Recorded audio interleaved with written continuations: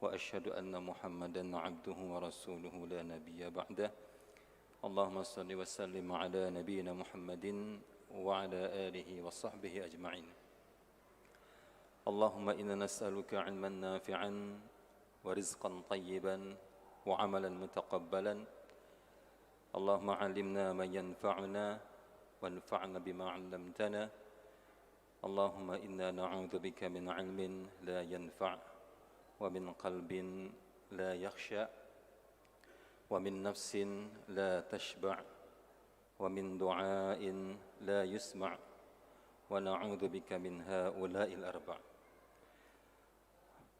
Kaum muslimin dan muslimat, mu'takifin dan mu'takifat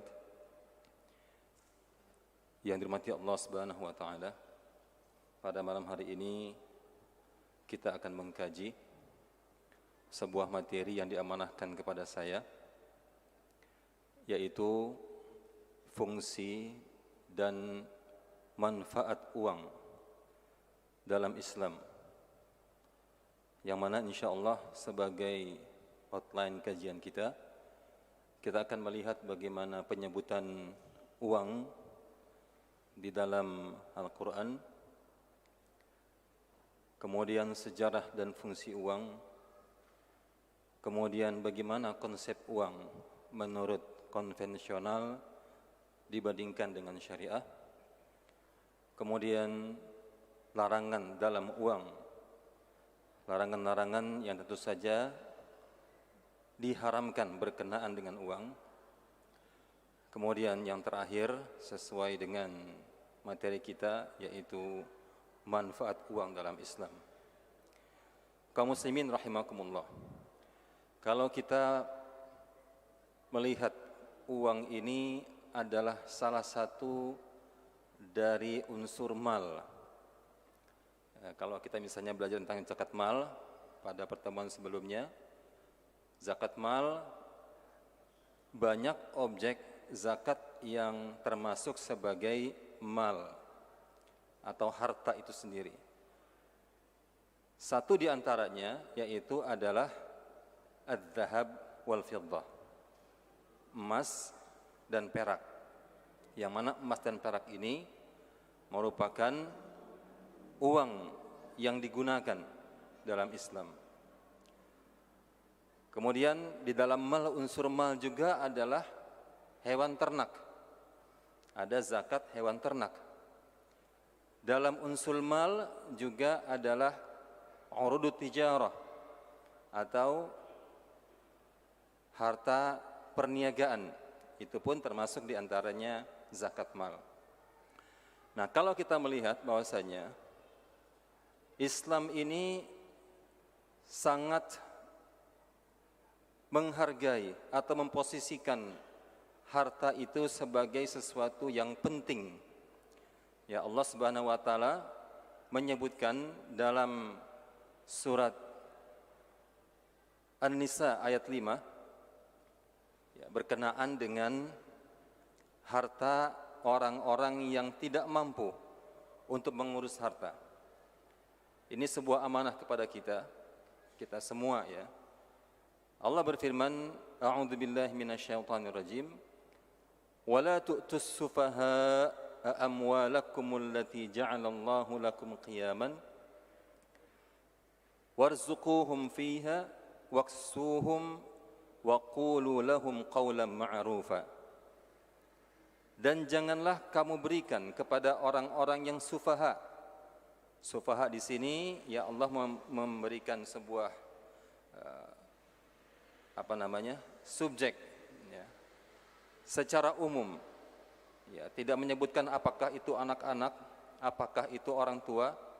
Ya, kadang-kadang juga orang tua itu ketika dia sudah mencapai usia pikun, maka dia bisa bersifat sebagai sufaha, yaitu orang-orang yang akalnya belum sempurna. Namun dalam konteks ini lebih ditekankan kepada harta anak yatim. La tu'tus sufaha amwalakumul lati ja'alallahu lakum qiyama. Jangan berikan kepada orang-orang yang akalnya belum sempurna amwalakum, yaitu harta-harta milikmu. Yang Allah menjadikan harta itu sebagai qiyam. Qiyam di sini adalah pokok kehidupan. Yang mana qiyam di sini, seseorang tidak bisa hidup kecuali menggunakan harta, kecuali ada harta padanya, kecuali kita punya harta. Nah, oleh karena itu, kepada mereka yang sudah ya, atau yang masih, katakanlah, yang masih belum sempurna akalnya, yaitu para anak yatim, mereka adalah sufaha, belum sempurna dari sisi bagaimana mengendalikan harta, bagaimana mereka bisa bijak dalam membelanjakan harta. Jangan diberikan kepada mereka. Ya, biasa kalau anak kita misalnya ya, anak kita yang masih belum usia balik, anak yatim bisa begitu ya. Kita berikan uang, mereka belum tahu uang ini dibelanjakan buat apa gitu ya. Kita mau kasih uang 10.000, habis. Kasih uang 50.000, juga habis. Apalagi dikasih uang 1 juta, wah bingung dia. Itu juga akan habis. Tapi dihabiskannya ini ya, itu untuk hal-hal yang kadang-kadang kalau kita berpikir sesuatu yang tidak perlu atau sia-sia. Nah, maka dalam tafsir dikatakan fi hadhil ayah dalilun ala anna nafaqatal majnun was-saghir was-safih fi malihim. Di sini dimasukkan as-sufaha, dia adalah al-majnun, orang yang akalnya hilang akalnya. Ya, bukan berarti kalau ada orang gila tidak punya harta. Orang gila banyak juga punya harta. Ya. Misalnya ada orang yang sudah bekerja sedemikian lama, kemudian karena ada tekanan, ya tekanan sini, tekanan sana gitu ya, dari pekerjaannya, tiba-tiba ya menjadi orang stres dan seperti orang gila gitu. Nah gitu kan. Kemudian as-saghir, orang yang masih kecil, anak masih kecil. Was-safih, dan juga orang yang tidak bijak. Nafkah mereka diberikan dari harta mereka masing-masing. Idza kana lahum malun, jika mereka punya harta. Nah, ini di sini kita bisa melihat bahwasanya Allah Subhanahu wa taala menjadikan harta ini sebagai pokok kehidupan yang penting bagi umat Islam. Dalam Al-Quran juga disebutkan tentang uang. Kita bisa lihat misalnya surat Ali Imran ayat 14. Allah berfirman, "Zuyyina lin-nasi hubbus syahawati minan nisa wal banin wal qanatiril muqantarati minadh dhahabi wal fiddah wal khailil musawwamati wal an'am wal harth. Dzalika mata'ul hayatid dunya." Wallahu indahu husnul ma'ab. Dihiasi, dijadikan indah kepada manusia kecintaan, ya. Hubbus syahwat, syahwat ini artinya kecintaan ya, dalam dirinya. Minan nisa wal banin, yaitu cinta kepada para wanita dan juga anak-anak. Wal qanatiril muqantarah, dan harta yang banyak. Di sini sebutkan minadz zahabi wal fiddah. Zahab artinya emas, fiddah artinya perak. Nah, berarti di sini Allah menyebutkan tentang dua harta yang manusia condong kepadanya atau suka kepadanya, cinta kepadanya, yaitu emas dan perak. Kemudian Allah juga menyebutkan dalam surah Ali Imran ayat 91. Allah berfirman, "Innal ladzina kafaru wa matu wa hum kuffar la yuqbala min ahadihim mil'ul ardi dhahaban wala iftada bih." Allah menyebutkan di sini kata dhahaban. Dhahab di sini artinya adalah emas.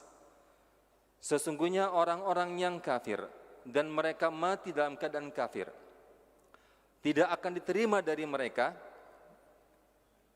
dhahaban, mil'ul ardi dhahaban, emas sepenuh bumi. Nah, kenapa disebut sebagai emas? Karena emas adalah harta yang dijadikan uang. Ya, dijadikan uang pada masa Nabi SAW. Jadi orang pada mengumpulkan. Maka sekiranya orang punya harta yang banyak ketika itu, ya, yang mengumpulkan uang. Mungkin sekarang kalau kita punya harta, bentuknya uang-uang secara digital. Ya. Sekiranya kita menginfakkan emas sepenuh bumi, maka tidak akan diterima emas itu, sepenuh bumi itu, untuk membebaskan mereka dari azab Allah Subhanahu wa taala. Kemudian dalam surat At-Taubah ayat 34, Allah berfirman, Ya ayyuhalladzina amanu inna katsiran minal ahbari war-ruhban la ya'kuluna amwalan nas bil batil wa yasudduna an sabilillah walladzina yaknizuna adh-dhahaba wal fiddah wa la yunfiqunaha fi sabilillah fabashshirhum bi'adzabin alim. Wahai orang-orang yang beriman, sesungguhnya sebagian besar dari ahbar dan ruhban, yaitu orang-orang alimnya Yahudi dan rahib-rahib Nasrani, mereka memakan harta manusia dengan cara yang batil. Ini mungkin kalau kita baca, ya, bagaimana sifat mereka ini, sifat rahib-rahib mereka ini mengumpulkan harta, tapi harta itu, ya, ini kalau kita baca dalam sirah misalnya sahabat Salman Al-Farisi, ya, pernah belajar kepada seorang rahib, tinggal dengan seorang rahib. Ya, rahib ini mengumpulkan harta dari jamaahnya, tetapi harta itu disembunyikan sampai dengan dia wafat, tidak disalurkan, tidak diinfakkan. Wa yasudduna an sabilillah, dan mereka menghalang-halangi manusia dari jalan Allah.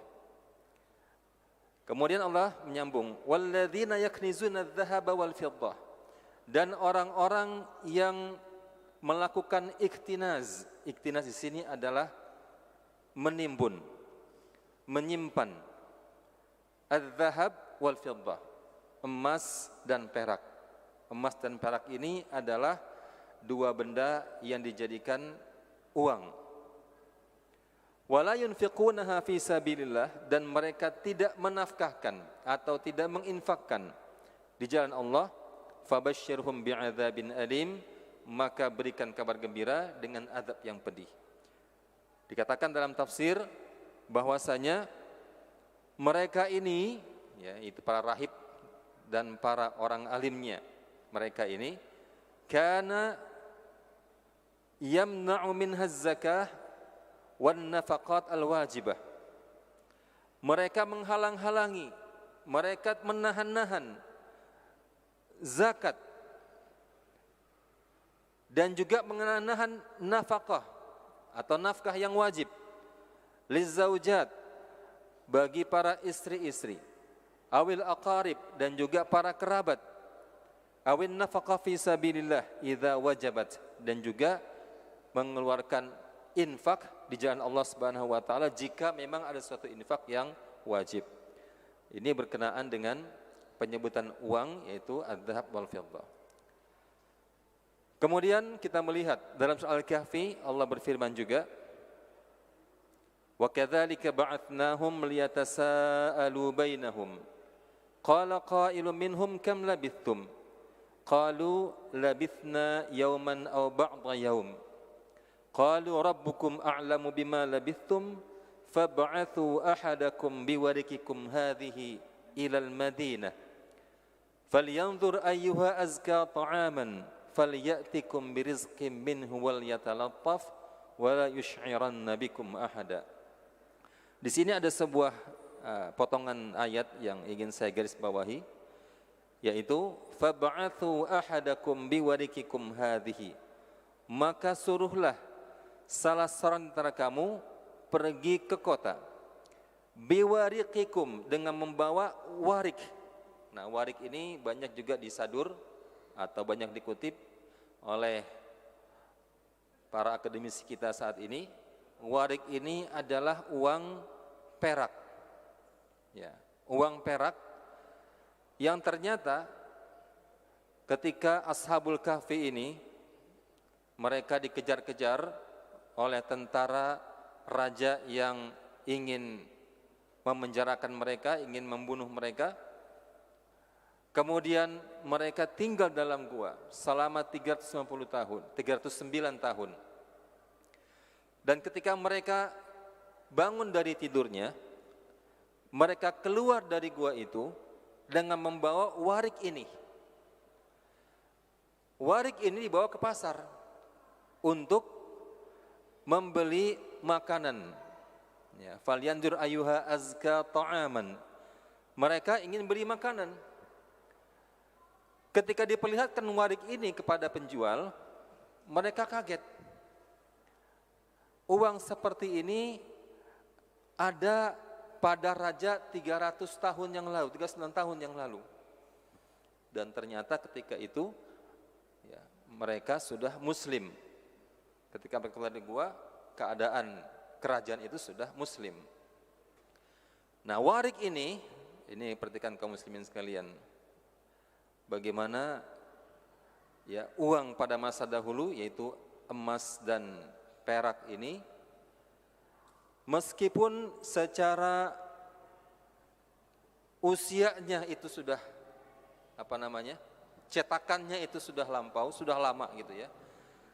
Tapi karena logamnya ini adalah logam yang disepakati, logam yang diterima sebagai uang, dilebur bagaimanapun uang itu, emas itu ataupun perak itu, maka dia tetap laku, maka dia tetap berlaku.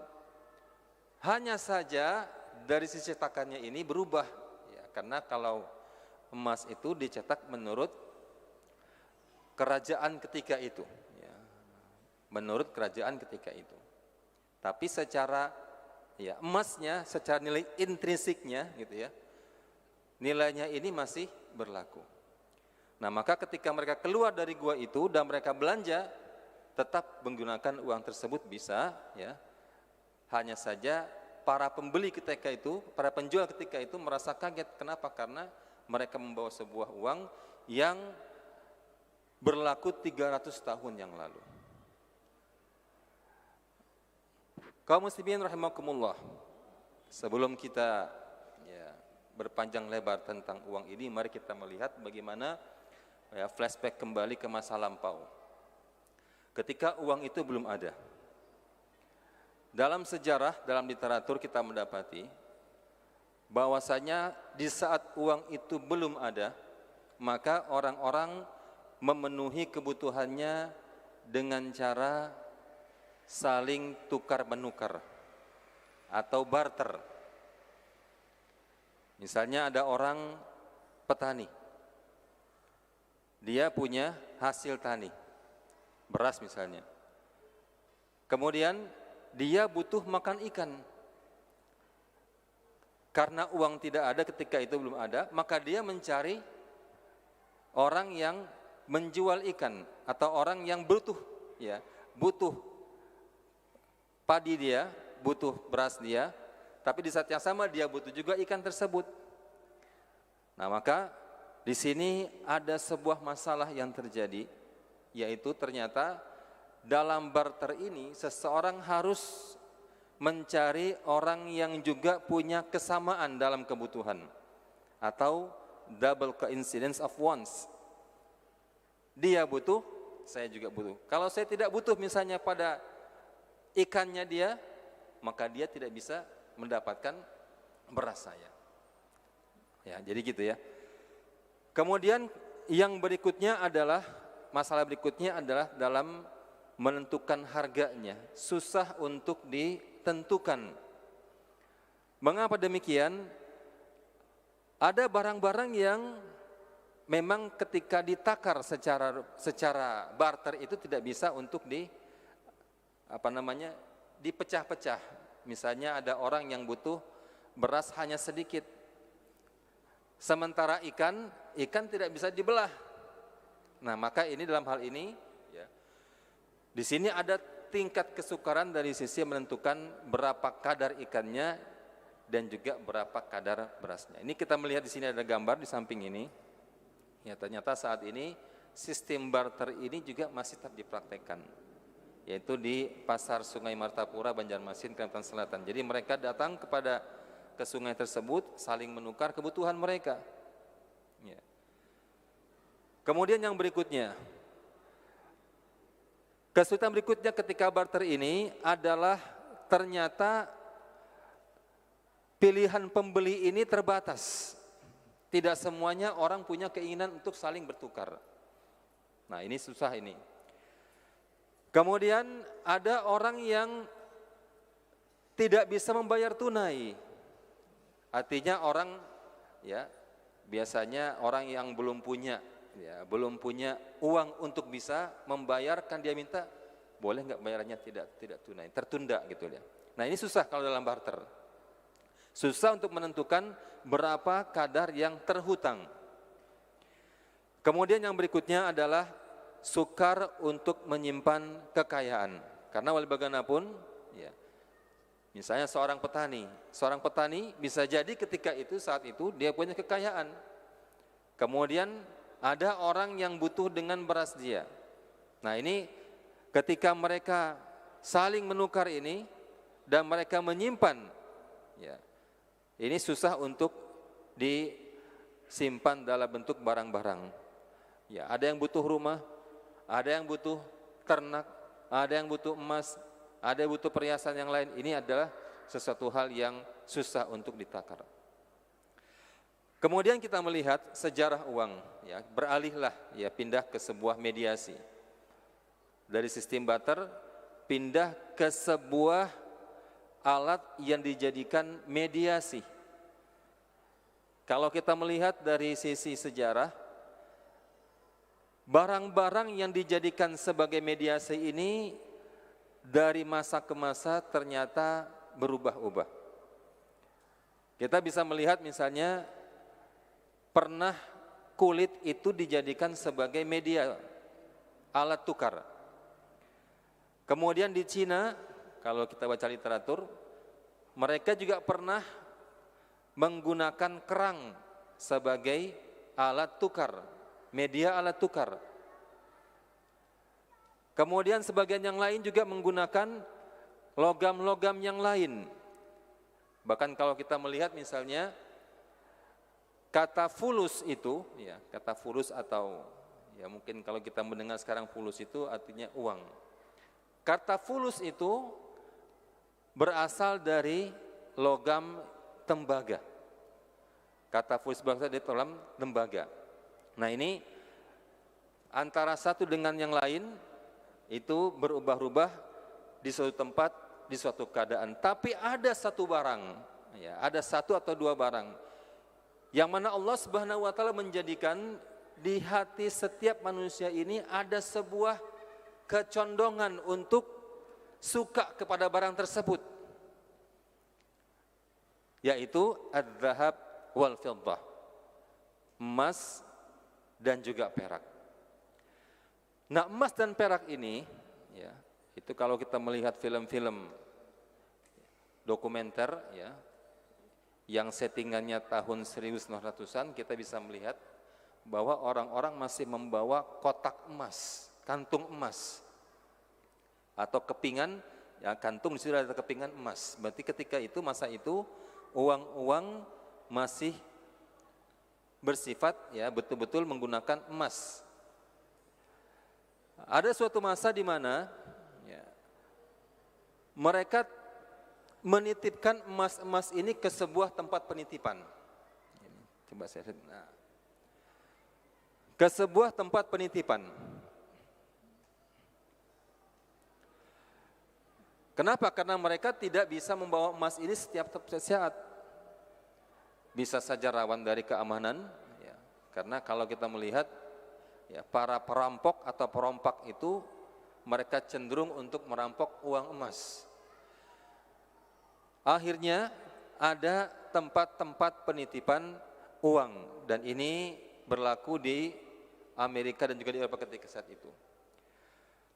Dan ketika mereka menitipkan emas di situ, mereka mendapatkan sebuah surat penitipan atau dikatakan sebagai notes. Tertulis I owe you. Jadi mungkin kalau kita artikan saya hutang kepadamu, saya berhutang kepadamu. Dan ternyata ini adalah awal dari berlakunya uang kertas itu. Maka dengan kertas inilah dibawa ya, dan bisa digunakan untuk saling berjual beli. Artinya orang yang menerima uang kertas tersebut, mereka bisa mengambil emas itu ke tempat penitipan. Ya, saya nitip uang misalnya ke tempat penitipan. Saya dapat sebuah kertas I owe you. Kemudian saya belanja barang, saya tidak bawa emas saya. Berarti dalam ini saya tidak repot bawa emas yang banyak. Saya belanja barang, kemudian toko tersebut menerima kertas yang saya berikan. Ini saya punya simpanan emas, silakan Anda tebus emas saya di tempat penitipan uang itu. Maka ketika saya mengambil barang yang saya butuhkan, si pemilik toko ini atau si penjual ini akan menerima kertas dari saya. Kemudian dia akan datang kepada penitipan dan mengambil emasnya. Akan mengambil emas tersebut. Nah, berarti uang ini atau kertas ini ya, itu betul-betul ada emasnya. Dan memang setiap kertas yang dikeluarkan oleh penitipan itu memang ada emasnya. Ya, ada backup emasnya. Jadi bukan kertas yang tidak ada emasnya. Nah, dari sinilah maka akan digunakan terus ya ide-ide untuk menggunakan uang kertas tersebut. Kaum muslimin rahimakumullah, kalau kita melihat ya bahwasanya uang ini ya, tadi kita kembali kepada emas dan perak. Ya. Uang ini tadi selain ada persyaratan bahwasanya kita ini condong untuk suka kepada benda tersebut, ya tadi ada emas, ada perak, kita condong suka kepada barang tersebut. Ada lagi persyaratan teknis yang perlu dipenuhi untuk sebuah benda yang bisa dijadikan sebagai alat tukar atau uang. Ya, tadi kita melihat misalnya di slide sebelumnya, ini sangat banyak contoh-contoh uang seperti ini. Nah, maka para pemikir mengatakan syarat menjadikan uang itu pertama adalah durability, artinya dia tahan lama, tidak mudah rusak. Kalau orang punya logam, berpindah dari tangan ke tangan yang lain, berpindah selama berhari-hari, berpindah tangan sampai bertahun-tahun, ya. Kalau dia tidak rusak, maka logam itu bisa menjadi sebuah syarat, ya, untuk dijadikan alat tukar. Kemudian yang berikutnya, dapat dibagi-bagi nilai nominalnya menjadi kecil, ya. Divisibility. Ya, kalau dulu misalnya kalau kita mengenal uang emas itu, ya, uang emas itu satu keping, ya, dinar itu nilainya atau beratnya adalah 4,25 gram emas. Ukuran yang itu adalah ukuran yang standar. Adapun yang lebih kecil lagi dari itu, ya, ada uang dirham. Dirham ini kalau pada masa Nabi SAW, 1 dinar itu setara dengan 10 dirham. Maka untuk pecahan yang lebih kecil, maka digunakan uang dirham. Kemudian yang berikutnya adalah mudah untuk dibawa-bawa. Jadi kalau misalnya kalau kita melihat ya dalam sejarah tentang uang itu ada beberapa komoditi yang dijadikan uang. Misalnya pernah ternak pun dijadikan sebagai alat tukar. Nah, ini tidak mudah untuk dibawa-bawa. Nah, adapun kepingan logam maka itu mudah untuk dibawa-bawa. Kemudian yang berikutnya adalah diakui oleh masyarakat sebagai alat tukar, sebagai pengukur nilai, sebagai penyimpan kekayaan. Atau bahasa Inggrisnya recognizability and acceptability. Kemudian nilainya relatif stabil. Kalau kita melihat emas itu sebenarnya ya harga emas, coba kita baca misalnya ada sebuah hadis berkenaan dengan sahabat yang diminta oleh Rasulullah SAW untuk membeli seekor kambing. Rasulullah memberikan kepadanya uang 1 dinar. Dan dengan uang 1 dinar itu bisa diberikan 1 ekor kambing. Sekarang 1 dinar 4,25 gram emas. Ya, sekarang harganya sekitar 4 jutaan. Ini harga emas kan berfluktuasi Pak ya. Nah maka kita melihat harga emas ini stabil. Kenapa? 1 emas, 1 kambing. Dulu pun demikian. Ya. Sekarang pun demikian. Kalau kita misalnya Idul Adha, maka harga kambing itu setara dengan 1 dinar. Nah maka nilai emas ini relatif stabil. Kemudian jumlahnya tidak melimpah, tidak banyak, terbatas. Karena kalau melimpah maka orang mudah untuk mendapatkannya.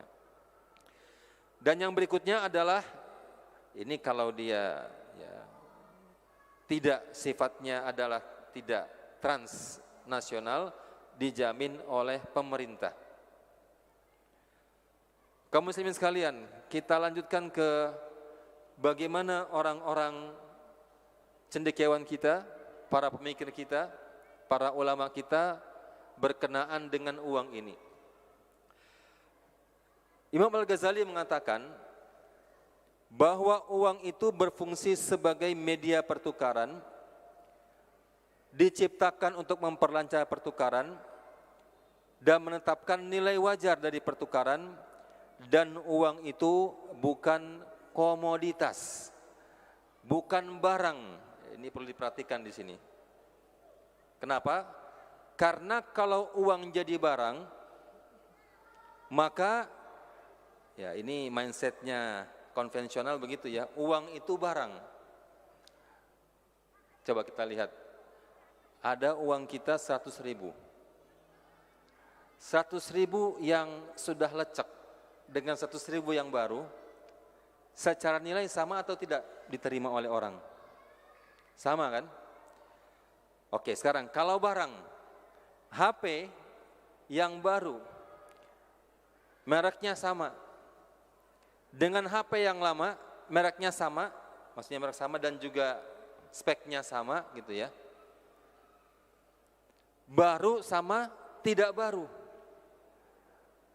sama atau tidak nilainya? Beda. Nah sekarang kita perhatikan, kalau uang itu menjadi komoditas, maka kalau dia ya baru atau tidak baru, dia akan menjadi berbeda nilainya dan cenderung untuk diperjualbelikan. Ya sekarang ini kan orang cenderung memperjualbelikan uang. Jadi uang ini kalau komoditas dijadikan sebagai alat untuk diperjualbelikan atau disewakan. Ini istilahnya agak berbeda nih. Misalnya kalau misalnya ada orang, boleh dong saya pinjam.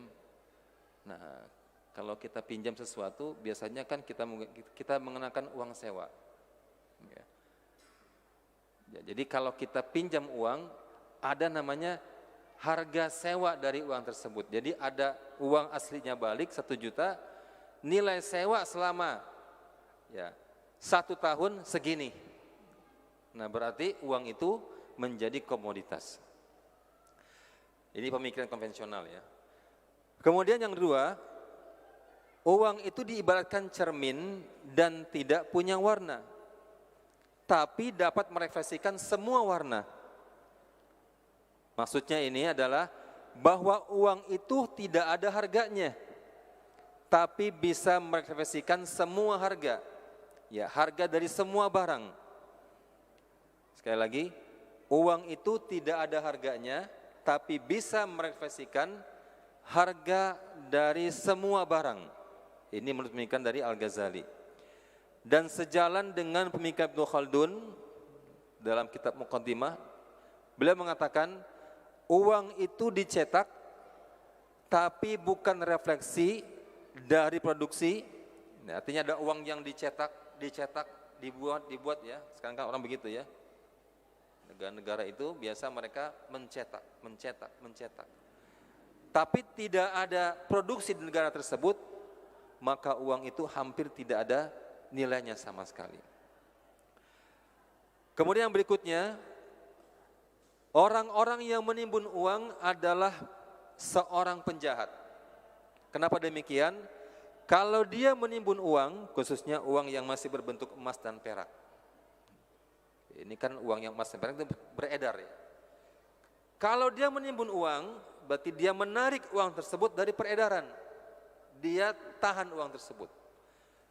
Nah, ketika jumlah uang beredar itu sedikit, ya, karena kenapa? Karena dia menimbun, maka akan terjadi perlambatan dalam perputaran uang. Kalau perlambatan perputaran uang, karena kenapa? Jumlah uang di pasar menjadi sedikit. Maka di saat yang sama ekonomi juga akan menjadi lesu. Kenapa? Karena uangnya sedikit. Nah, maka dikatakan oleh Imam Al-Ghazali, orang-orang yang yaknizuna dzahaba wal fiddah wa la yunfikuna. Ya, itu orang-orang yang melakukan iktinaz atau menimbun, menahan, ya, atau bahkan meleburkan. Jadi emas ini kan kalau dulu ya bisa dilebur menjadi sebuah logam biasa atau perhiasan. Maka kalau dia melebur atau menahan, berarti dia adalah seorang yang berbuat jahat. Kenapa? Karena dia sudah melakukan kejahatan terhadap ekonomi. Yang berikutnya adalah orang-orang yang mencetak uang. Uangnya ini uang palsu. Itu lebih berbahaya daripada mencuri 1000 dirham. Kenapa? Ketika uang palsu itu beredar dan dipakai berpindah dari satu orang ke orang lain, ya, padahal ini uang yang palsu. Dan berulang kali dipergunakan, maka tentu saja dia akan merugikan siapapun. Coba antum misalnya kalau ada sebuah toko itu, ya, kita misalnya melihat banyak toko yang menerima uang palsu, ya, barangnya keluar, barangnya diberikan kepada si pembeli itu, tapi ketika dia mau beli barang lagi, ya, dia tidak bisa. Kenapa? Karena uang tersebut uang palsu. Nah, berarti dia sudah mencuri. Ya, tadi si orang yang uang palsu ini, dia sudah mencuri. Bagaimana kalau uang palsu itu dipakai berkali-kali, dipakai lagi. Nah, ini berarti pencurian terjadi berkali-kali. Kenapa? Karena barang itu sudah dipakai dan keluar. Tadi Al-Ghazali, sekarang kita melihat bagaimana Ibnu Khaldun tentang uang dalam kitab Muqaddimah. Beliau mengatakan bahwasanya kekayaan suatu negara tidak ditentukan dengan banyaknya uang, tapi ditentukan dengan tingkat produksi dari negara tersebut. Jadi ada negara yang punya uang, nilai uangnya banyak, ya, nilai uangnya berlipat-lipat, tapi produksinya tidak ada. Nah, sekarang kalau produksinya nggak ada, orang mau makan apa? Misalnya pertanian, itu bagian dari produksi. Industri itu pun bagian dari produksi.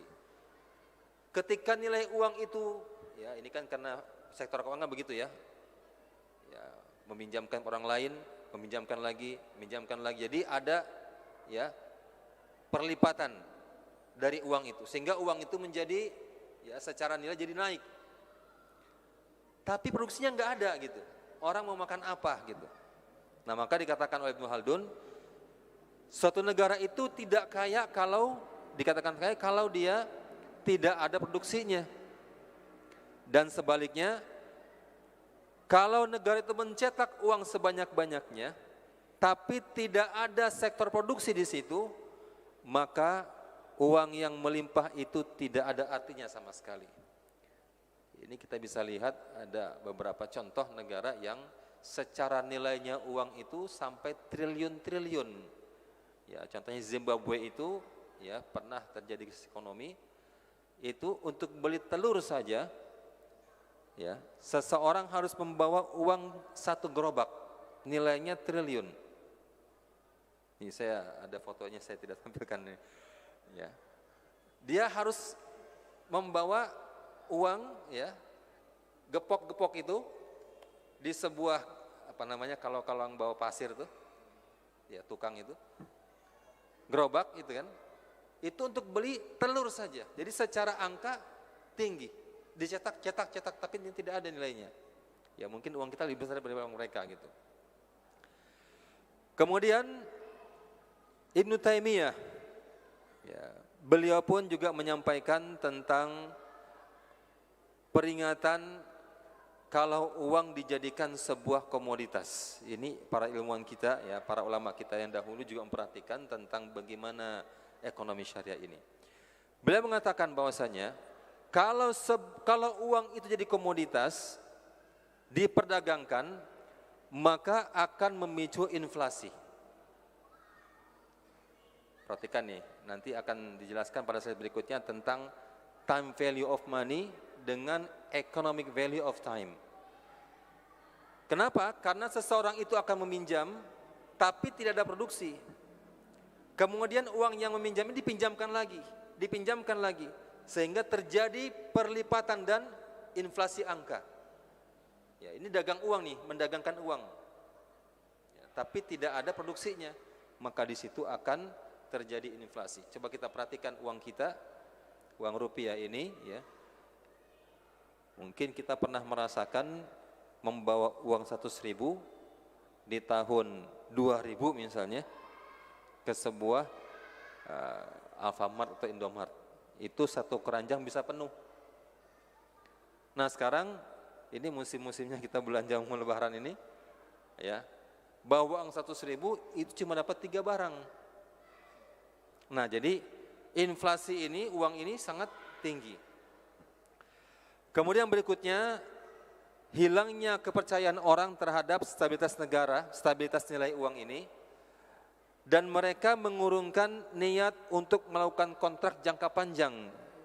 Ini kalau jangka panjang mereka sangat khawatir. Kenapa? Karena ya, yang namanya nilai uang ini selalu merosot. Kemudian yang berikutnya, berkenaan dengan perdagangan dalam negeri dan juga di internasional. Mereka khawatir dengan stabilitas nilai uang, terutama internasional, Pak. Ya, kenapa? Karena ada negara-negara yang mata uangnya itu tidak diperjualbelikan. Mereka khawatir dengan stabilitas nilai uang tersebut. Kemudian yang berikutnya, logam, ya, yang berharga itu emas dan perak, yang sebelumnya menjadi nilai intrinsik, maka akan mengalir ke luar negeri. Artinya ada, ya, emas dan perak itu yang sebelumnya dimiliki oleh negara itu, maka akan dibawa lari ke luar negeri oleh orang-orang yang memperhatikan tadi nilai intrinsik tersebut. Kaum muslimin rahimakumullah, secara ringkas, ya, fungsi uang ini ada perbedaan sedikit antara pemikiran konvensional dengan syariah. Sama-sama digunakan sebagai alat tukar atau media pertukaran, sama-sama menentukan standar nilai. Hanya saja syariah ini tidak menginginkan uang itu ditimbun. Uang itu harus produktif. Uang itu harus mengalir. Sebagaimana Allah berfirman dalam surah Al-Hasyr, ya, kaila yakuna dulatan bainal agniya'i minkum, agar supaya kekayaan itu tidak hanya berputar di kalangan orang-orang kaya saja di antara kamu. Ya, demikian juga dengan tadi misalnya Allah berfirman, walladzina yaknizuna az-zahaba wal fiddah wala yunfiqunaha fi sabilillah, yaitu orang-orang yang menimbun emas dan perak, kemudian mereka tidak yunfiqun. Yunfiqun itu adalah sebuah kata yang mencerminkan artinya sebuah aliran, sebuah mengalir. Harta itu mengalir gitu. Ya, tidak tertimbun. Nah, ini perbedaan antara konvensional dengan syariah dalam hal ini. Kemudian berkenaan dengan motif menggunakan uang, sama-sama untuk bertransaksi, sama-sama untuk berjaga-jaga. Ya, kita pun berjaga-jaga ya, pemikiran syariah berjaga-jaga seperlunya. Nah, perbedaannya di mana? Kalau konvensional, motif menggunakan uang juga ada spekulasi. Ini spekulasi ini berarti ada unsur untung-untungan. Kalau untung-untungan berarti ada unsur judi atau maisir. Nah, sedangkan syariah tidak boleh ada unsur maghrib, maisir, riba, dan gorornya. Tidak boleh ada unsur judi, tidak boleh ada unsur riba, dan tidak boleh ada goror atau ketidakpastian. Ini perbedaan motif menggunakan uang. Kaum muslimin rahimakumullah, kalau kita menyelam ke dalam lagi berkenaan dengan konsep uang antara konvensional dan Islam, kita bisa melihat ada konsep yang berbenturan. Islam mengenal teori economic value of time, sedangkan konvensional mengenal teori time value of money. Time value of money ini mungkin secara ringkas saya ingin contohkan. Kita punya uang misalnya 100 juta. Kita tabung di bulan Januari. Maka kalau kita mendapati setahun kemudian berdasarkan time value of money atau nilai dari uang itu, nilai waktu dari uang itu, maka uang ini akan, ya, sekalipun dia tidak produktif, dia akan menghasilkan. Dia akan menghasilkan. Dan ini, konsep ini adalah konsep dalam pandangan kita, pandangan syariah, konsep riba. Kenapa? Karena Islam itu melihat waktu itu punya nilai ekonomis. Artinya kalau orang punya uang dan dia tidak menggunakan uang itu, hanya mendiamkan, ya sudah sebegitu aja. Ya, kalau kita punya 1 juta didiamkan, ya 1 juta aja, 100 juta aja. Tapi kalau dia menggunakan uang itu untuk aktivitas ekonomi, ya, terutama di sini adalah wa ahallallahu al-bai'a wa harramar riba, dengan aktivitas bisnis, maka jangankan 10%, misalnya 100 juta, maka di bulan Desember mendapatkan 110 juta. Jangankan 10 juta tambahan, 1 hari dapat 10 juta pun bisa dapat. Ya, jadi kalau economic value of time, misalnya 100 juta ini dibelikan barang atau komoditas, kemudian dijual lagi dengan profit 10%, di hari yang sama terjual, maka di hari itu sudah menghasilkan tambahan 10 juta itu. Besoknya lagi diputar lagi. Nah, ini nilai ekonomi waktu, ya. Nilai waktunya begitu. Jadi waktu itu ekonomis.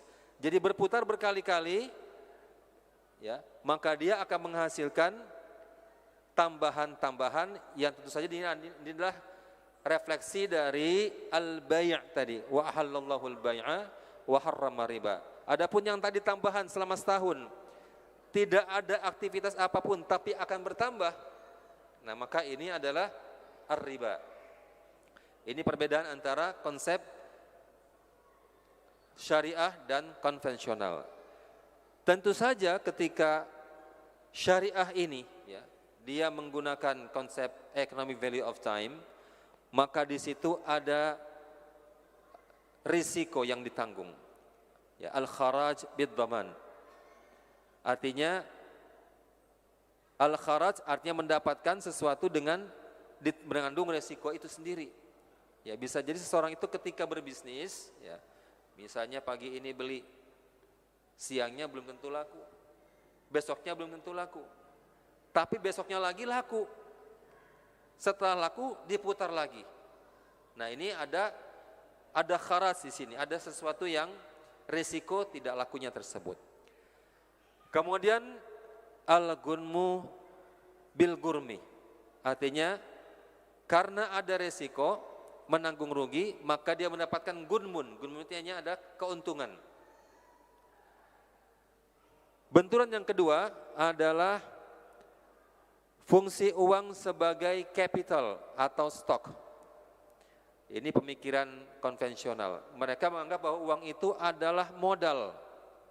Ya, stok itu modal atau capital itu modal. Sedangkan syariah melihat bahwasanya uang itu adalah public goods. Dan dia menganut dan dia harus flow, harus mengalir. Tadi kalau capital berarti modal kan bisa dibekukan. Ya, bisa untuk tidak mengalir. Kenapa? Karena itu kan milik pribadi gitu kan. Nah, sedangkan kalau uang dalam pandangan syariah itu adalah milik umum, semua punya hak untuk memiliki uang tersebut, sehingga uang itu harus berjalan mengalir, kaila yakuna dulatan bainal agniya minkum. Dia tidak boleh hanya singgah di orang-orang kaya saja. Jadi uang itu mengalir, berpindah dari satu tangan ke tangan yang lain, dan di situ ada aktivitas ekonomi yang bisa menambah nilai dari orang yang pemilik pertama itu. Ya, coba kita perhatikan dalam kehidupan kita, misalnya uang itu sepertinya berpindah cepat dari satu ke yang lain, beli jual, beli jual, beli jual. Nah, ini kalau kita melihat ini adalah flow konsep. Konsepnya adalah konsep yang mengalir. Dan semua orang itu bisa menggenggam uang tersebut. Jadi public goods, beda dengan orang-orang yang berpikir konvensional bahwasanya uang itu adalah private goods. Kemudian benturan yang berikutnya berkenaan dengan sistem uang. Dan sistem uang ini sistem syariah atau syariah tidak bisa untuk menghindarinya. Kenapa? Karena kita pun masih menggunakan fiat money. Jadi fiat money ini adalah uang kertas, uang kertas tadi refleksi dari emas tadi. Kita pun masih menggunakan. Artinya kita menginginkan, ekonomi syariah menginginkan uang itu kembali kepada emas lagi. Jadi yang dipegang di kantong-kantong antum nih, itu uang emas gitu maksudnya gitu, bukan uang kertas. Namun ketika fiat money ini masih dijamin oleh pemerintah, maka itu masih bisa dibenarkan. Nah, ini sangat bahaya ketika ada sebuah fiat money tidak lagi dijamin oleh pemerintah. Contohnya kita bisa melihat ada sebuah cerita ini. Ada bapak-bapak ini, dia menyimpan uang 50.000 uang Soeharto. Uang Soeharto di sebuah, jadi dia tarik uang hasil penjualan tanah dia sekitar 750 juta, disimpan di sebuah koper. Koper itu disimpan di bawah tempat tidur. Dia harap ini nanti uang ini bisa dinikmati oleh anaknya gitu. Kemudian waktu berlalu, sampai dengan satu saat Pak Harto tidak lagi jadi presiden dan uang itu berganti gitu. Uang 50.000 berganti, bukan lagi uang Pak Harto, bukan uang hijau Pak Harto, tapi uang biru kan sekarang ya. Nah, BI sudah mengumumkan bahwa ini ada masa di mana uang itu tidak berlaku lagi. Nah, sekarang kita perhatikan. Tadi Bapak ini punya kekayaan 750 juta. Hanya karena fiat money itu tidak jadi pemerintah lagi, dia menjadi orang yang tidak punya kekayaan itu gitu. Beda kalau dia mengkonversi uang 750 juta itu menjadi uang emas. Sekalipun berlalu masa pemerintahan dari Pak Harto pindah kepada Pak SBY, pindah kepada Pak Habibie, kepada Pak SBY, sampai dengan sekarang Pak Jokowi misalnya, uang emas ini dipakai oleh dia masih tetap berlaku. Nah, ini perhatikan ini.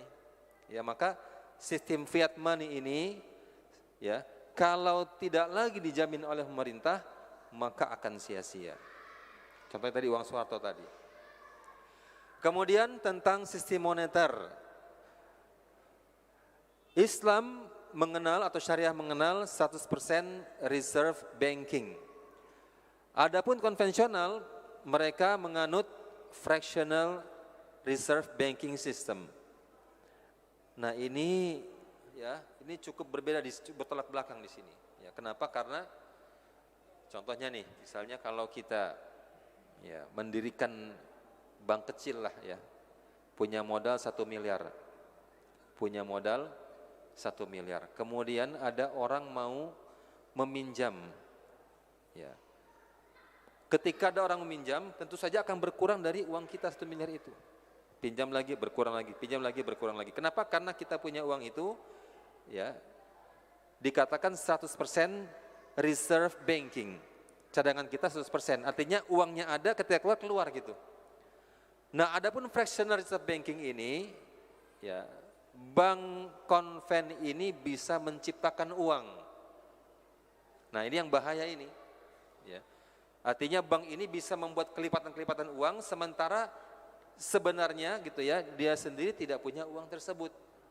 Nah, inilah yang bisa menciptakan nanti ya ekonomik yang bubble. Artinya nilai uang ini akan semakin tinggi, tapi sebenarnya tidak ada. Kemudian berikutnya adalah sistem operasional keuangan. Kalau di bank konvensional menganut sistem bunga, sedangkan di syariah mengenal konsep bagi hasil. Ini perbedaan antara sistem moneter atau keuangan antara Islam dan konvensional, sangat berbeda ya. Kalau sistem bunga itu, ya, dia tidak akan peduli dengan keadaan si peminjam. Antum rugi atau untung terserah, balikin duit segini. Tapi kalau bagi hasil, ya, nah ini sebenarnya bank-bank syariah juga banyak yang berpikir kembali ya. Kenapa? Karena dia menggunakan uang nasabah. Uang nasabah ini tidak boleh hilang. Ya.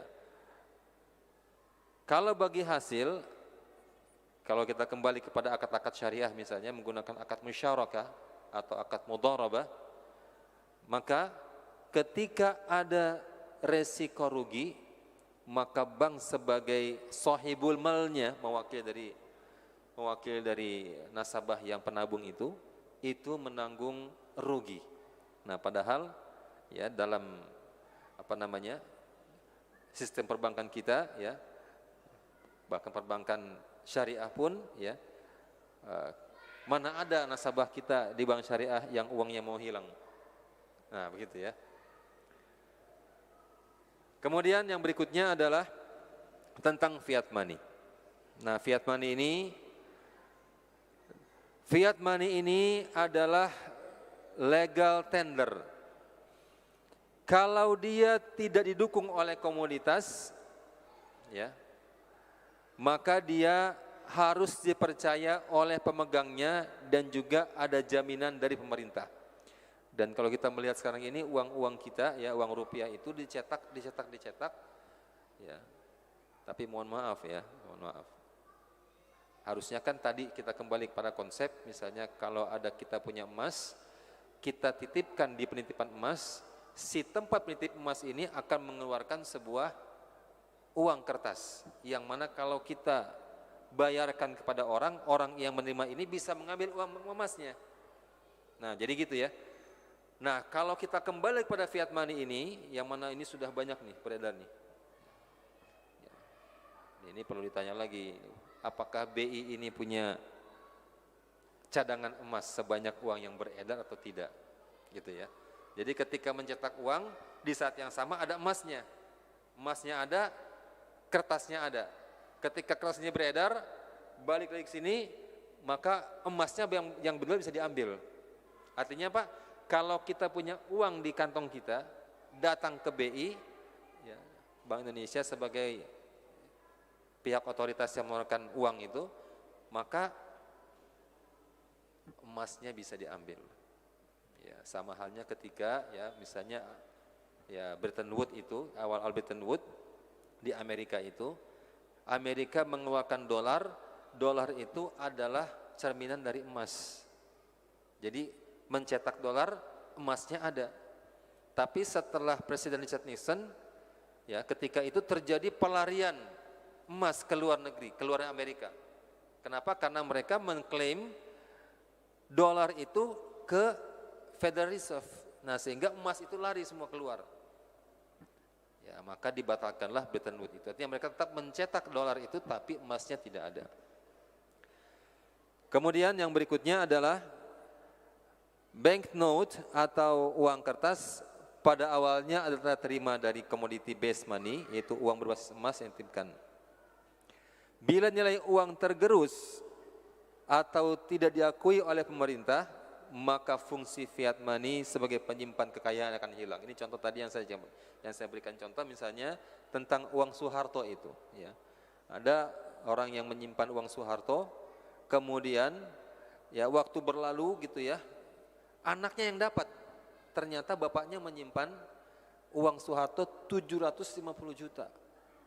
Harusnya anaknya orang kaya ini.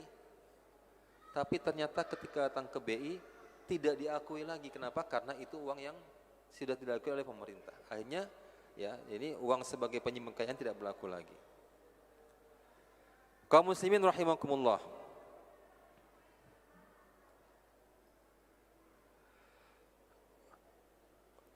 Islam menghendaki supaya uang ini beredar.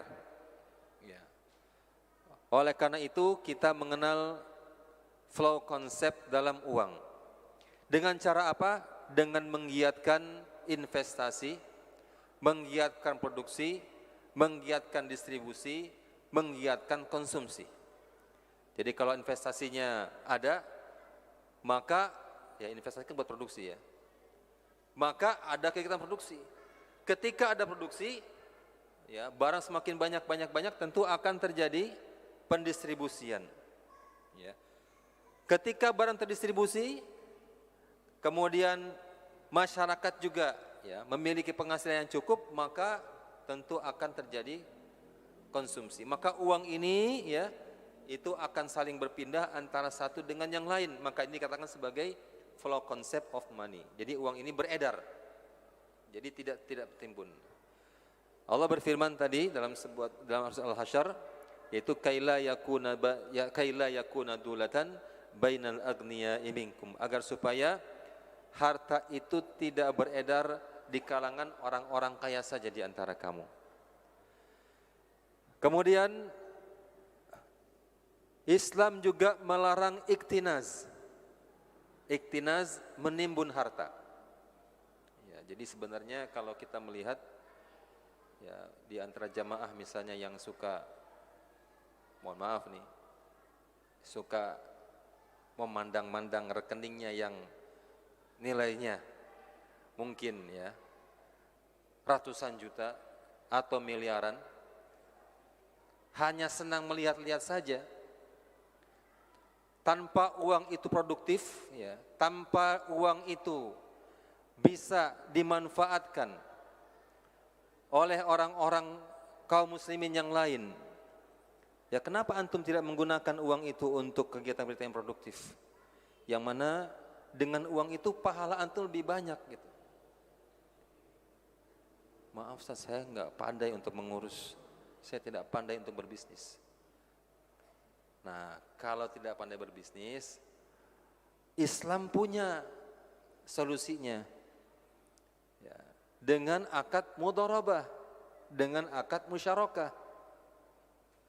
Ya, tentu saja ini harus dicari mitra-mitra usaha yang terpercaya, yang antum percaya. Amin ya. Yang tidak boleh juga yang berkhianat. Tapi ya secara umum Islam tidak menginginkan adanya penimbunan harta. Islam ingin supaya harta itu ya, flow, ya, berjalan. Dan yang perlu kita ketahui bahwasanya, ini mungkin di slide berikutnya ya.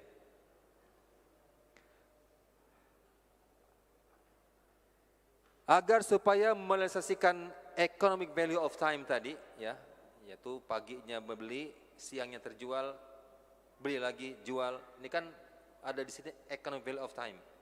Ya. Maka solusi Islam adalah menggiatkan akad-akad syariah dalam jual beli dan juga investasi sebagai ganti dari sistem bunga yang berkonsep time value of money. Nah, kenapa time value of money itu bikin orang malas?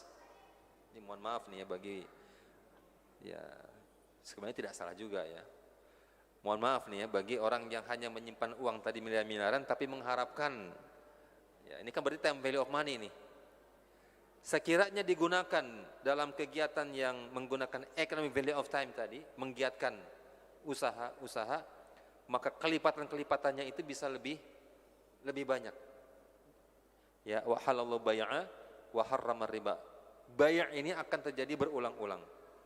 Ya, mungkin Bapak yang ya punya kegiatan bisnis ini merasakan omset satu hari atau satu bulan, ya kalau dia punya modal misalnya, ya modal 1 miliar, itu bisa lebih bahkan mencapai modal yang sama. Ketimbang tadi punya 1 miliar disimpan di bank. Nanti di bulan ke-12 baru mendapatkan 10%. Ya, berarti 100 juta. Tapi 1 miliar itu bisa dapat lagi kelipatan itu dalam 1 bulan yang sama. Nah ini adalah konsep economic value of time. Di sini ada beberapa akad syariah yang mungkin ya bisa kita gunakan, tapi ya ini perlu kajian yang lebih dalam lagi. Contohnya di sini adalah berkenaan dengan akad kerjasama. Ya. Tadi ada musyarakah, ada mudharabah. Kalau musyarakah berarti saya punya modal, antum punya modal, nah kita sama-sama bermusyarakah. Kalau mudharabah, saya punya modal, antum punya skillnya, antum punya keahlian. Nah tadi kan ada misalnya di antara jamaah, saya tidak punya keahlian, Ustaz. Berarti antum bisa menyerahkan modal antum kepada orang yang ahli. Nah tentu saja dengan menggunakan akad-akad syariah. Kemudian yang berikutnya adalah supaya uang ini flow, mengalir, tidak iktinas, tidak tertimbun. Maka Allah Subhanahu wa taala memberikan sebuah syariat bahwa semua yang iktinas itu atau menimbun itu harus kena zakat. Ya, jadi objek zakat. Jadi uang-uang yang diendapkan itu adalah objek zakat. Dan yang namanya zakat, ya seperti misalnya ada sebuah athar dari sahabat Umar bin Khattab, beliau memerintahkan supaya harta anak-anak yatim itu diproduktifkan, ya. Supaya apa? Supaya tidak terpotong oleh zakat. Tahun ini zakat, tahun depan masih nisabnya kena zakat, tahun depan kena zakat, sampai dengan nisabnya itu tidak kena zakat. Padahal awalnya gitu ya, hartanya mencapai miliar, tapi karena dia tidak produktif dipotong zakat, potong zakat, potong zakat, sampai dengan tidak kena nisab lagi. Oleh karena itu, ya, sebuah harta yang diendapkan kemudian dia membayar zakatnya, maka itu tidak dikatakan sebagai iktinas. Yang iktinas tadi itu adalah yang dia menimbun, dia mengendapkan harta, tapi zakatnya tidak pernah dikeluarkan. Nah ini, ya maka Islam memberikan sebuah solusi bahwa supaya kita menggiatkan usaha, ya. Kenapa? Karena sebuah contohnya kalau kita punya uang gitu ya, kemudian kita mengkonversi uang kita menjadi sebuah barang modal, ya, maka barang modal itu tidak kena zakat. Yang kena zakat yang masih bersifat tunai, uang tunainya, dan urud tijarah atau perdagangannya, persediaan barang dagangnya. Adapun yang dikonversi menjadi aset tetap, ya, atau fixed aset atau barang modal, maka barang modal itu tidak termasuk objek zakat. Nah ini ya dalam rangka menggiatkan tadi. Kemudian ketika sistem konvensional memberikan bunga atas harta yang tersimpan, maka Islam justru menjadikan harta tersimpan yang mengendap itu dan yang tidak produktif itu sebagai objek zakat. Allah berfirman, yamhaqullahu riba wa yurbis sadaqat wallahu la yuhibbu kulla kaffarin athim. Allah melenyapkan riba dan menyuburkan sedekah, dan Allah tidak suka kepada orang yang kafir dan juga berbuat dosa. Nah, jadi ini jangan berarti kalau ya diambil sedekahnya ya ada pandangan yang tidak bagus kepada Islam. Tapi justru itulah, dengan adanya sedekah itu Allah akan menumbuh suburkan harta kita. Ini sudah, kajian ini sudah sering disampaikan di Marala ini. Kemudian larangan yang berkenaan dengan uang. Secara umum ada kaidah yang sifatnya umum, yaitu kullu qardin jarra naf'an fahuwa riba.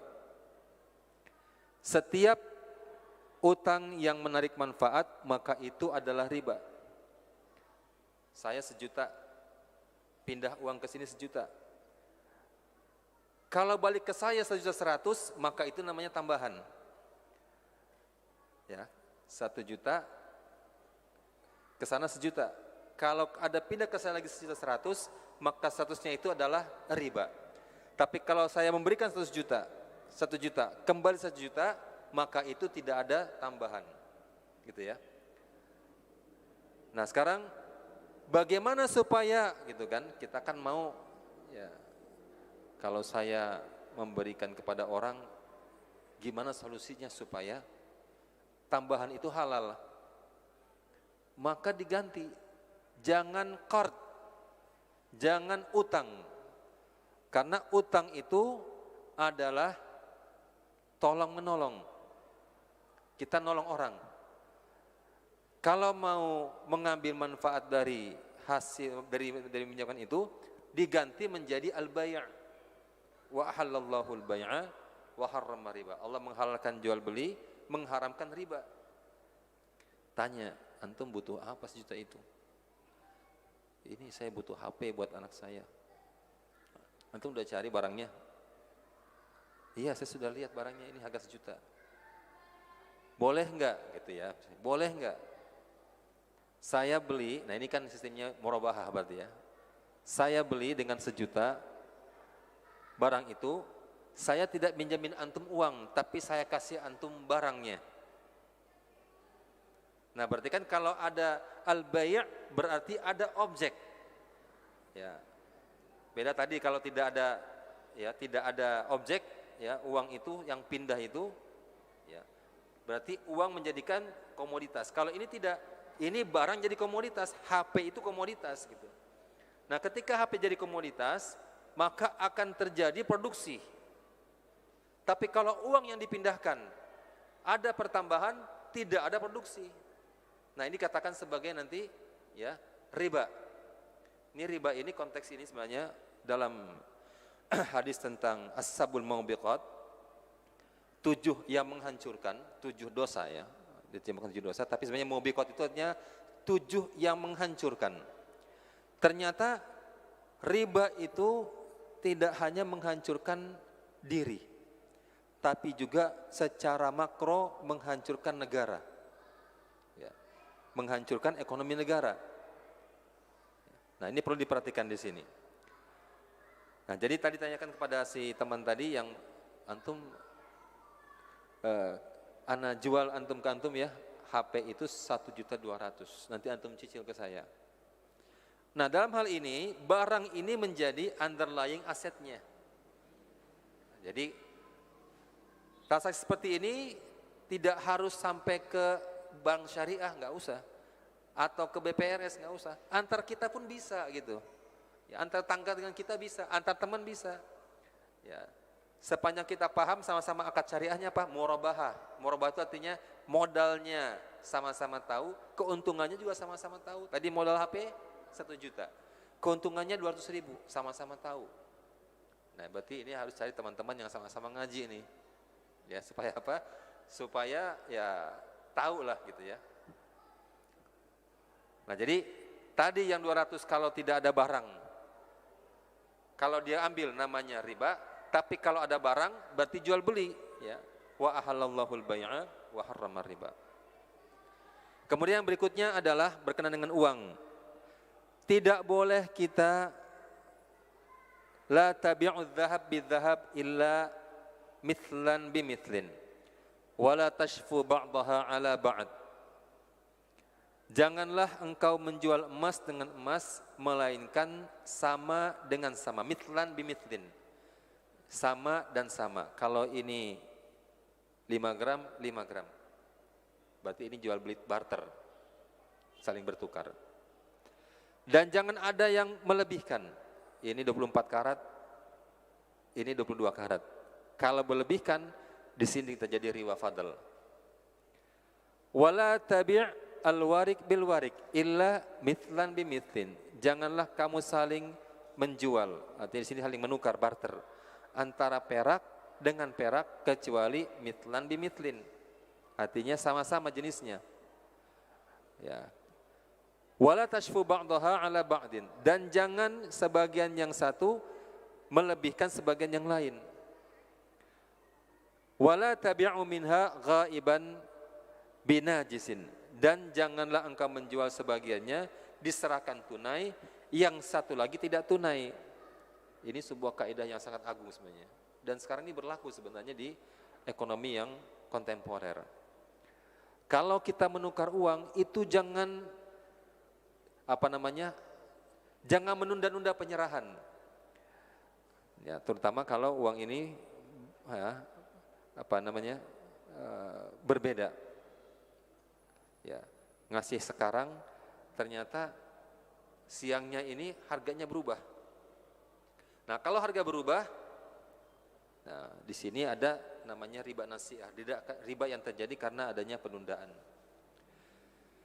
Sekarang ini musimnya di mana kita ini musim lebaran ya. Orang nuker duit baru.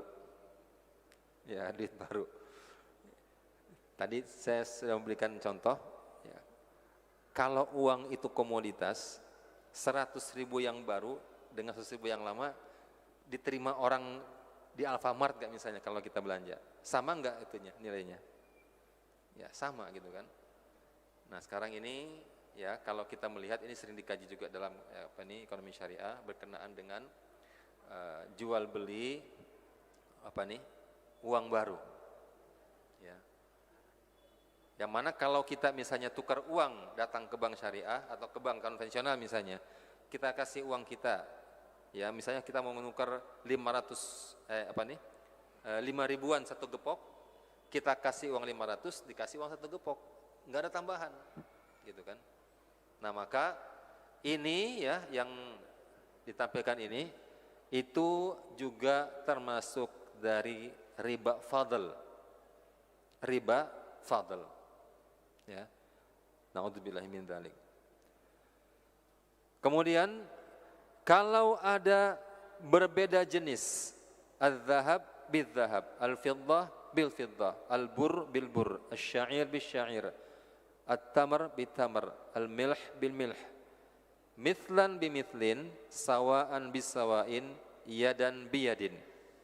Ini barter ini. Artinya kalau saling bertukar maka harus sejenis, harus sama dan harus yadan biyadin. Ini tangan, ini tangan. Artinya tunai. Di tempat itu. Jangan tunda-tunda lagi. Fa idza ikhtalafat hadhil asnaf fabi'u kaifa syi'tum idza kana yadan biyadin. Jika jenis barangnya berbeda, maka silakan barternya sesukamu, namun harus yadan biyadin. Ya, tadi kan emas dengan perak. Ya, maka harus dengan tunai. Fabi'u kaifa syi'tum juga di sini artinya adalah ya bisa dihargai dulu. Misalnya ada orang yang punya kurma, ini kan kurma ini ya, tamar bitamr. Ada kurma yang sukari. Dia mau kurma tunis. Maka dikatakan sini idza ikhtalafat hadhil asnaf, jual dulu yang sukari, berikan harganya kurma tamar. Artinya ada di sini uang sebagai media pertukaran, alat tukar. Jadi tidak boleh saling menukar. Kalau saling menukar harus sama-sama sekilo. Ya. Kapan dia berbeda, maka di sini terjadi riba fadl.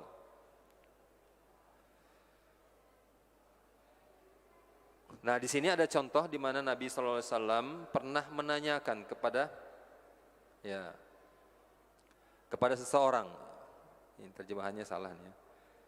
Yaitu ketika ada sahabat datang dengan kurma. Kurmanya ini kurma yang kualitas A gitu ya, katakanlah, kurma janib. Kemudian ditanya, apakah setiap kurma Khaybar seperti ini? Dia mengatakan tidak, wahai Rasulullah. Ya. Kata orang dari Khaybar itu, wallahi ya Rasulullah, inna lana'khudha as-sa' min hadha bis-sa'aini. Ya, kami menggantikan satu sok yang bagus ini dengan dua sok yang tidak bagus. Nah, tadi kan berarti ya secara kuantitas berbeda. Was-sa'aini bits-tsalatsa, atau dua sok yang bagus diganti dengan 3 sok. Ini sok ini kan ukuran zakat ya, ukuran beras zakat. Maka Nabi SAW mengatakan, fala taf'al. Oh, jangan lakukan itu. Ya. Bi'al jambil darahim thumma ibta' bid darahim janiban. Yang ini jual dapat dirham, artinya dapat uang dengan uang tadi. Kemudian beli lagi dengan dirham yang tadi janib. Artinya kurma yang bagus. Nah, berarti di sini ada media pertukaran yang digunakan supaya tidak terjadi riba fadl. Sebagai akhir dari slide ini ya. Tadi judul yang disampaikan kepada saya, diamanahkan kepada saya adalah fungsi dan manfaat uang dalam Islam.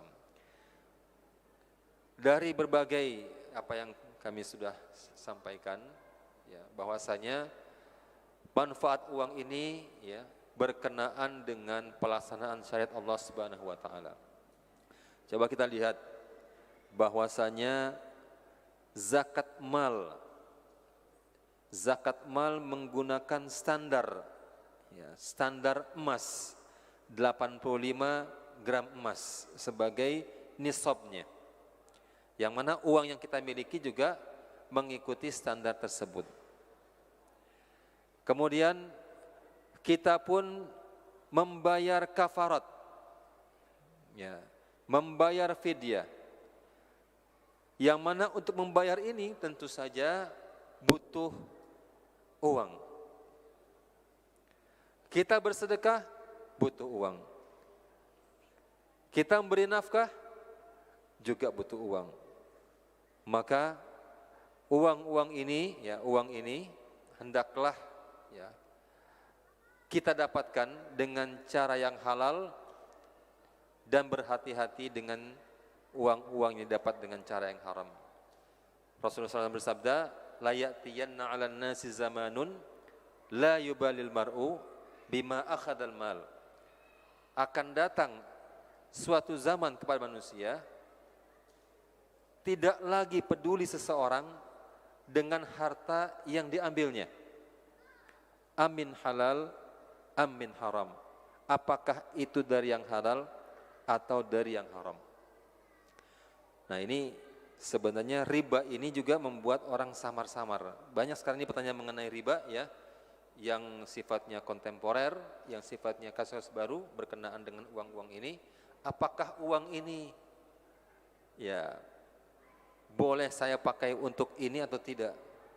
Contohnya nih, ada sebuah pertanyaan. Biasanya kan kalau kita ngisi top up itu ya, top up e-money, itu kan ada poin-poin, nambah poin itu kan. Nah, kemarin tanyakan ke kami ini, saat sekarang kan zamannya orang zakat di marketplace. Nah, ini kenapa? Karena Baznas juga buka pembayaran zakat melalui marketplace, ya di Shopee, Bukalapak apa semua. Pertanyaannya, boleh nggak menggunakan poin-poin itu untuk bayar zakat. Apalagi kalau zakat fitrah nih, zakat fitrah yang dikonversi ke uang. boleh enggak ya menggunakan poin-poin itu untuk membayar zakat? Nah, ini sebuah masalah ya yang berkenaan dengan uang secara kontemporer saat ini ya. Nah, semoga kita bisa bisa lebih berhati-hati ya, terutama dalam pelaksanaan yang sifatnya wajib. Zakat itu kan wajib, apalagi zakat mal tadi sifatnya wajib. Zakat fitrah juga sifatnya juga wajib, fardu. Ya. Jangan sampai ketika kita membayarkan kewajiban itu dengan harta-harta yang sumbernya ya tidak jelas, syubhat lah gitulah ya. Padahal innallaha thayyib la yaqbalu illa thayyiba. Allah maha baik dan tidak menerima kecuali yang baik-baik. Artinya Allah tidak menerima sedekah kecuali dari sumbernya yang baik, gitu ya. Nah, maka perlulah kita memperhatikan kembali ya, uang-uang yang datang kepada kita, yang kita sendiri makannya ataupun kita berikan sebagai nafkah kepada orang-orang yang menjadi tanggungan kita. Demikianlah mungkin yang bisa kami sampaikan ya, semoga bermanfaat. Kami tutup dengan baca doa kafarah majelis. Subhanakallahumma bihamdik asyhadu an la ilaha illa anta astaghfiruka wa atubu ilaik. Assalamualaikum warahmatullahi wabarakatuh.